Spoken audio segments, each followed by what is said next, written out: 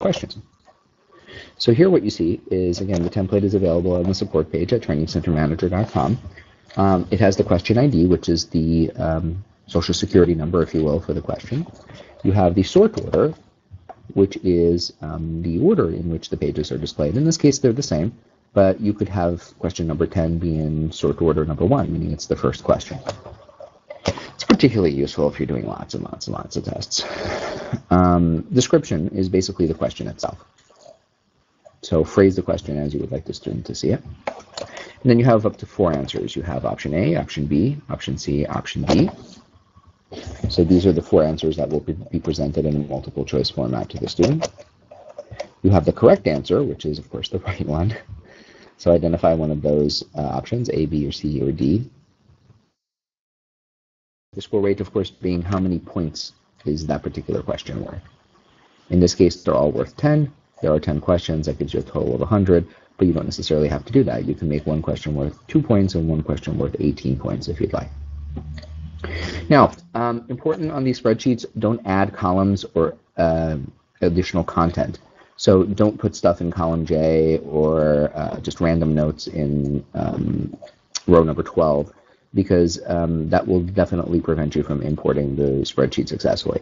So again, just make sure it's nice and clean, get rid of anything that might be on the sides or on the bottom, and just upload this, which in the process I'll show you right now. So here we are. We're looking for contents for test course 1. So I'm going to browse my drive here, and I'm going to navigate to the folder and import LMS contents for the airway course, which is my sample, and just hit upload. If your spreadsheet looks good, they will simply be inserted as such. Having trouble with this, again, is to look for additional characters. Sometimes they're just spaces that you inadvertently put in. So I usually delete all the columns and rows to the right and below my spreadsheet. And that will definitely help you get it done. You can make some last-minute edits here if you'd like, change a little text or change a URL, whatever it is that you want to do, and then simply save it. Next, we'll go to questions. I'm going to browse for my spreadsheet, import LMS questions, upload. Questions now.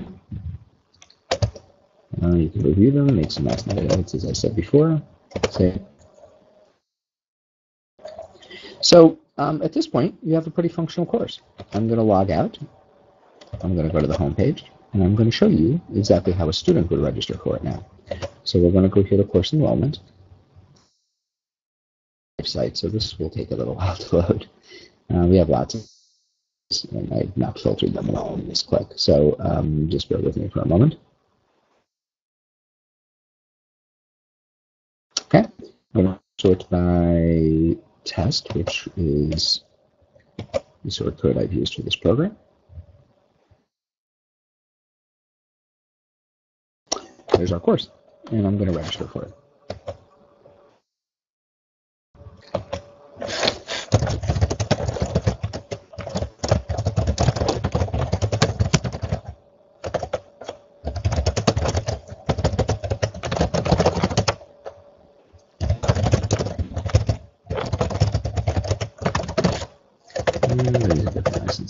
I'm going to go with date.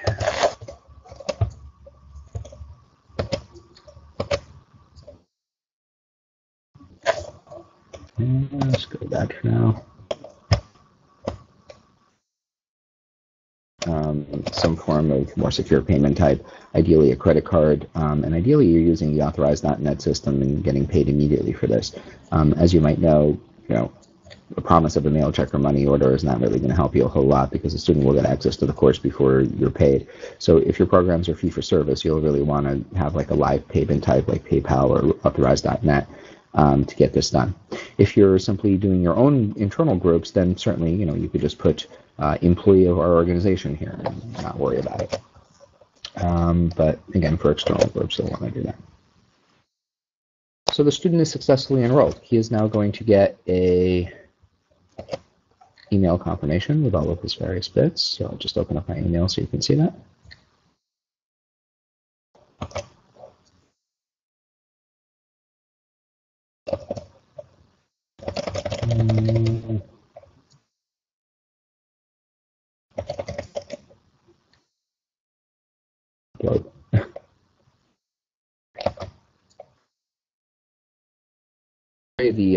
In the meanwhile, the login process, they just go here to student login, and they're going to enter in their last name and their license number.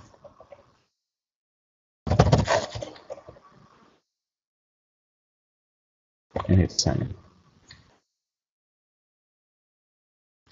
Now notice, unlike other courses, it says now access online course contents, and this is how they get into the program. So they just click on that. Here's your course all set up and ready to go. Now, your content is here, okay? And this is, again, something you license from us or something that you've designed yourself. If you're going to design it yourself, it should be any internet viewable format. HTML is ideal, but you can certainly put some PowerPoint slides in here or some PDFs, basically anything that will show adequately in a browser. The space is 800 pixels wide by 600 pixels high.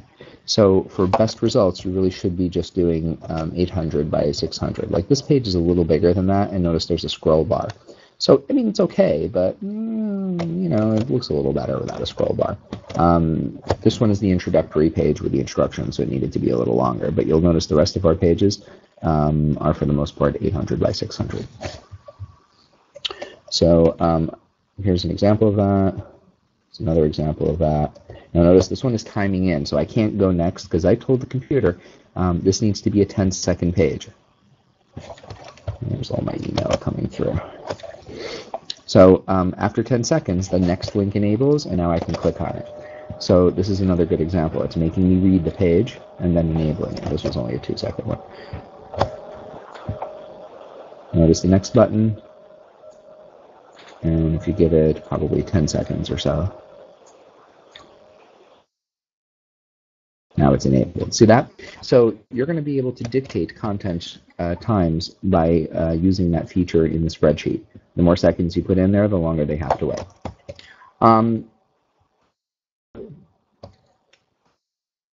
Anything. This is Flash, by the way. The program will show anything that goes into a browser.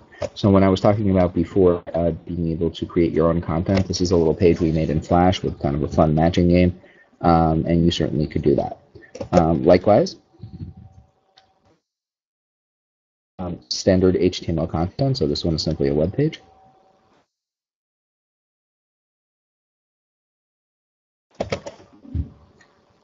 This one's Flash.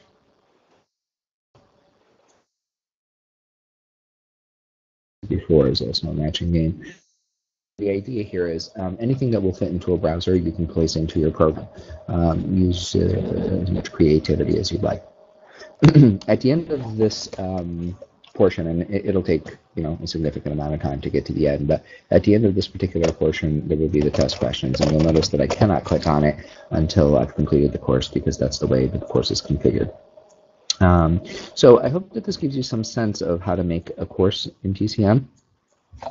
An online course, you simply put have to go ahead and make your content or license it from us. We will have very shortly some programs available on our website for licensing. You can create the spreadsheet, or again, if you're getting it from us, just upload it. Make your events, configure them for various payment types and sort codes, and then go ahead and offer them to students, either open to the public or even for private groups. So if you do not mark the course open to the public and just assign it to a client could go into the client portal, log in, where they see all of their previous rosters and previous courses, and they can actually enroll people into this course themselves as the administrator for that client. So we hope that the platform has given you some ability to offer online education right alongside your other educational offerings. We hope that the product is useful to you. For most of you who are just not used to making content, that might be just some difficult learning curve for you. But for the most part, like I said, if you don't want to create your content, you can certainly license it from us. If you need assistance or have any questions about how this works, please give us a call. The number is 888-277-3671, or you can simply go to trainingcentermanager.com and get our contact information from this page here. As a quick note, spreadsheets and this video is available here on the support site. by going to the file library. Again, hope this has been useful to you. Thank you very much for your time.